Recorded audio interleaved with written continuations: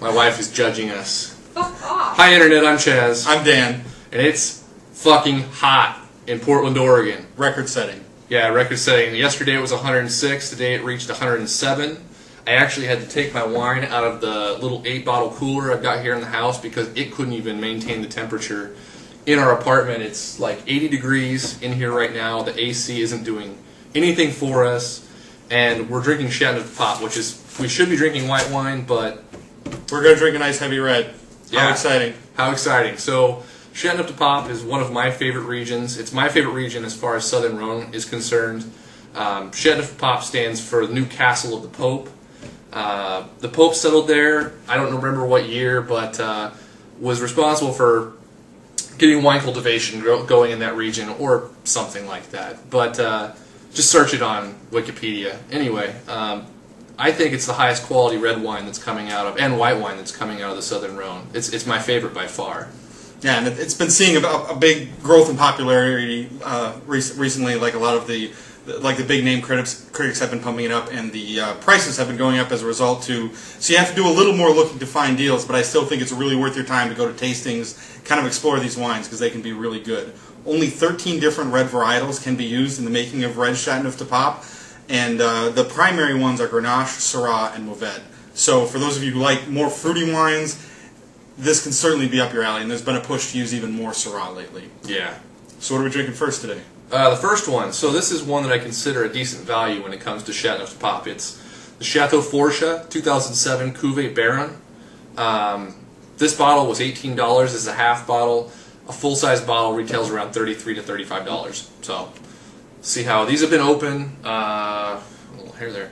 About 3 hours at this point. So, which is good. The Chateauneuf du Pape, especially when it's a little younger, letting it breathe, it's a pretty good idea. Kind of a big pour there, but whatever. Yeah. Wine is for drinking, right? Wine is for drinking. I need a little bit more, actually. Yeah. Yeah, that is good stuff. Right on the nose. Cherries, blackberries. Yeah, but deep. I mean, like, yeah. It doesn't. It's not the sort. Yeah. Dark fruit for sure. Dark fruit, a little bit of earth going on too. A little bit of like dry soil. And dried fruits too, I would say, kind of like some dry cherries. And these are like dark cherries. These aren't like Urania cherries or really young cherries you're getting fresh. These are like the big, dark ones that maybe have been sitting on the shelf at the grocery store for a little bit longer than the brand new ones. Yeah, they're really little rich. Overripe, yeah. But a medium intensity nose. I mean, it's not like jumping out of the glass. So let's go ahead and drink some. Yeah.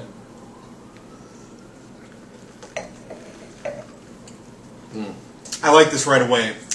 A lot of these wines, being a bigger style, heavier reds, can be really tannic, really rough. This is really gentle with you right away. Really friendly Chateauneuf du Pape, and I would say, yeah, as I'm getting started, this would be a great introduction for a lot of people curious about it. Good price point and friendly. I completely agree with that. Definitely, I would say it's medium bodied, light intensity. Actually, I mean it's definitely for someone who's hasn't been introduced to Chateauneuf du Pape. This is a very gentle version, very delicate, very feminine Chateauneuf du Pape. Light fruits, a little bit of leather, a little bit of earth, real light acidity, or actually sort of a medium acidity but light tannins. Drinking well now, actually. Yeah, the tannins are coming in very late and pretty gently. Like they're definitely present and you can experience them, but they're not dominant by any stretch of the imagination. They're nicely balanced. Getting a little bit of like cherry-style candy late at the end too. Not like crazy, oh, this is weird and synthetic. Just a little sweeter fruit as well.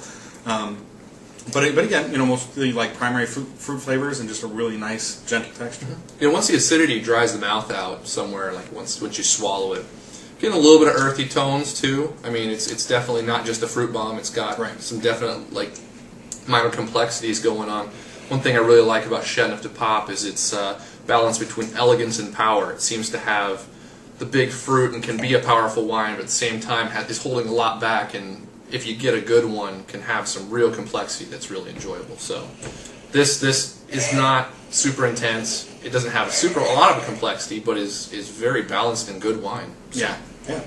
Nice stuff. I think point-wise, I'd go 88 plus for me, I think. I look for a little more strength on this style in specific. I think that would help it out a little bit, so I'm not going to get terribly excited about it. 88 plus, almost 89, very enjoyable.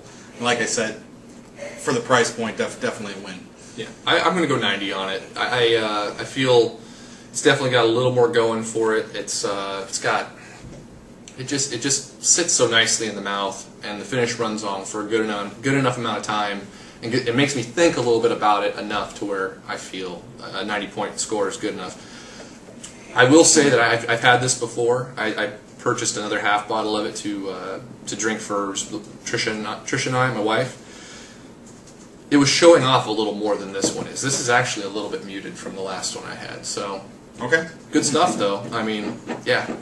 So all right. And Tanzer. So I forgot to say this at the start. Tanzer gave this 91 to 94 points. Surprising. And the community average on it right now is 91.5. That's on Cellar Tracker. So again, pretty big community. So that's good reviews from a range of people, not just two of us.